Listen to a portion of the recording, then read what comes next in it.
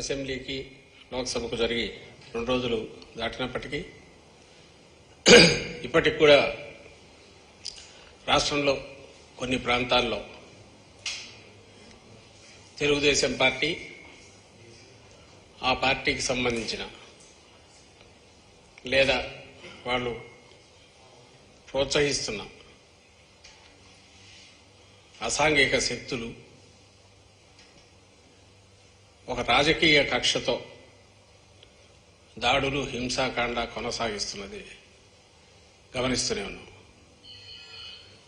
ఎన్నికలన్నాక సమస్యాత్మక ప్రాంతాల్లో కానీ లేదా పాత కక్షలు ఉంటాయి. పోలింగ్ సందర్భంగా ముందు తర్వాత కొంచెం ఉండడం అనేది జరగడంలో ఆశ్చర్యం ఉండకపోవచ్చు. కానీ ఇక్కడ ఆశ్చర్యకరమైంది, ఆందోళనకరమైంది ఏమిటంటే ఎన్నికల కమిషన్ ఉదాసీనత లేదా పక్షపాత ధోరణి. బెనిఫిట్ ఆఫ్ డౌట్ ఇచ్చి దాన్ని పక్షపాత ధోరణి బయాస్డిదో పార్టిజానితో చేస్తుంది అనదలుచుకోకపోతే, ఉదాసీనత అంటే చూస్తున్నట్టు వచ్చేసి జరిగేవి చేసేవి చేసుకుండా వదలమన్నా ఉండాలి. లేకపోతే పోలింగ్ కు ముందే ఆందోళన కలిగించినవి జరిగితే పోలింగ్ తర్వాత జరగడము, జరిగిన ప్రతి సంఘటనలో కూడా శాంతి భద్రతలు కాపాడాల్సిన పోలీసు టైంకు ఉండకపోవడము, చూస్తున్నట్టు పక్కకు చూడడం, స్పెక్టేటర్స్ మ్యూట్ స్పెక్టేటర్స్ లాగా, లేదా మా వైపు లీడర్లు ఉన్నట్టు వాళ్ళను హౌస్ అరెస్ట్ చేసి కట్టడి చేసి ఈ వైపు వీళ్ళు దాడులు చేసేట్టు చూడడం. దాడులన్నీ కూడా ఎక్కువ బడుగు బలహీన వర్గాల మీద జరుగుతున్నాయి. ఎస్సీలు, మైనారిటీలు, బీసీలు వీళ్ళవే జరుగుతున్నాయి. ఇది ఆందోళన కలిగించే అంశం. మన భారతదేశంలో ఎన్నికల కమిషన్కున్న స్వతంత్ర ప్రతిపత్తి అనుకోవడం ఉంటేనే ఎన్నికలు సజావుగా జరుగుతాయి. కేవలం ఉందని చెప్పి అదేదో మేడిపండులాగా పెట్టుకొని ఆ ముసుగులో ఉదాసీనంగా వ్యవహరించిన లేదా ఒక పక్షం వైపు తీసుకున్న పరిస్థితి ఎంత ఆందోళనకరంగా ఉంటుందంటే ఇప్పుడు ఆంధ్రప్రదేశ్లో జరుగుతున్నది చూస్తే అర్థమవుతుంది. అధికారంలో ఉన్న పార్టీ ఏదైనా సరే సహజంగా అంటే ఈవెన్ ప్లే గ్రౌండ్ ఇవ్వడానికి అప్పుడు ఎన్నికలు జరిగేసరికి ప్రతిపక్షానికి సమాన అవకాశాలు ఉండాలి అధికార పక్షంలాగే. ఎన్నికలు అనేవి ప్రజలు నిర్ణయించే వేటికి కాబట్టి ప్రజల ముందు వాళ్ళ వాదన వినిపించుకోవడానికని, ప్రజలకు సంబంధించిన ఏం చేస్తున్నామో చెప్పడానికని, అలాగే బలం ఉంది కదా అని అది అధికార బలం ఒకటి వాడకుండా ఉండడానికి ఎన్నికల షెడ్యూల్ అనౌన్స్ చేసినప్పటి దగ్గర నుంచి కూడా సహజంగానే ఈ అధికార యంత్రాంగం, ప్రభుత్వ యంత్రాంగం మొత్తం అంతా కూడా ఎంటైర్ గవర్నమెంట్ అనేది అంతా ఎలక్షన్ కమిషన్ పర్వ్యూలోకి వెళ్తుంది. వాళ్ళ ఆదేశాల ప్రకారం నడుస్తుంది. ఇది అందరికీ తెలిసింది. అది మంచి ఇది. దీన్ని మా పార్టీ వైఎస్ఆర్ కాంగ్రెస్ పార్టీ ఎంతగా రెస్పెక్ట్ ఇస్తుంది అనేది ఈసారి అధికారంలో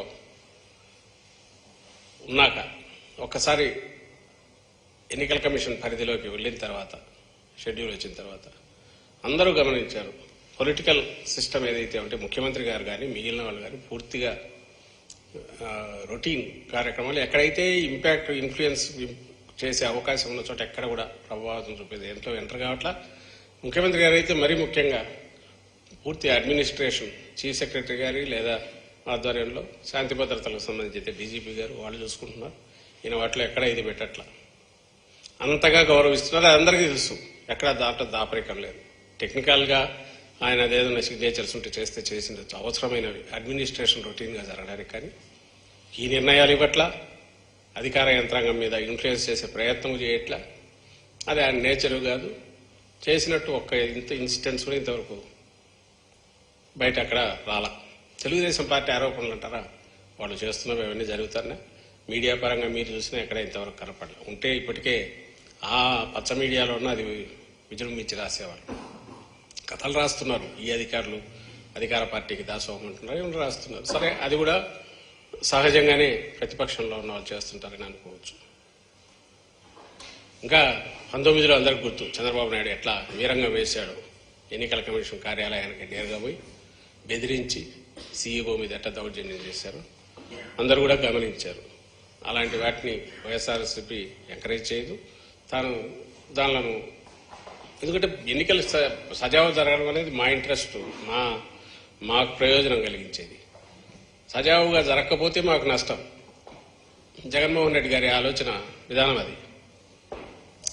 అందుకే నిన్న మీరు గమనిస్తే కూడా ఎక్కడికక్కడ పోలింగ్ డే రోజు రెచ్చగొట్టి, పోలింగ్ ముందు రోజు రాత్రి కానీ పోలింగ్ డే కానీ దీంట్లో టీడీపీ గూండాలు అరాచక శక్తులు వీళ్ళు ఎక్కడికెక్కడ దాడులకు తెగబడతాన్న పోలింగ్ స్టేషన్ల దగ్గర హింసకాండ క్రియేట్ చేసి పోలింగ్ సజావుగా జరగకుండా చూడాలని చూసిన మా వాళ్ళు మాత్రం సంయమనంతో ఉన్నారు. కారణం ఒకటే, జగన్మోహన్ రెడ్డి గారు పేద కుటుంబాలకు కానీ లేదా బడుగు వర్గాలకు సంబంధించి కానీ అండగా నిలబడడం, అందులో ముఖ్యంగా మహిళల పట్ల ఏది చేసినా మహిళలకే చేయడము.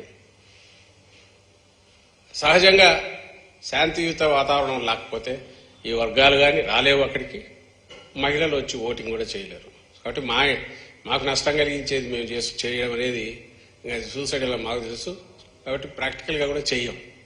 కాబట్టి అది జరగలే. మరి ఎవరు చేశారా అంటే సహజంగా పోలింగ్ డిస్టర్బ్ అయితే, ప్రశాంత వాతావరణం ఇదైతే తద్వారా రిగ్గింగ్లకు పాల్పడవచ్చు, లేదా మాకొచ్చే ఓట్లను అడ్డుకొట్టుకోవచ్చని టీడీపీ చాలా చోట్ల చేసింది.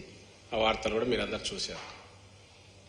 ఇది ఒక పక్క జరుగుతుంటే నేను ఇప్పుడు ఈరోజు మేము కానీ ఈరోజే మా నాయకులు, మంత్రులు, మాజీ మంత్రులు, శాసనసభ్యులు వెళ్ళి డీజీపీని కలిశారు. ఎన్నికల కమిషన్ కూడా వెళ్ళి ఫిర్యాదు చేశారు. ఈసారి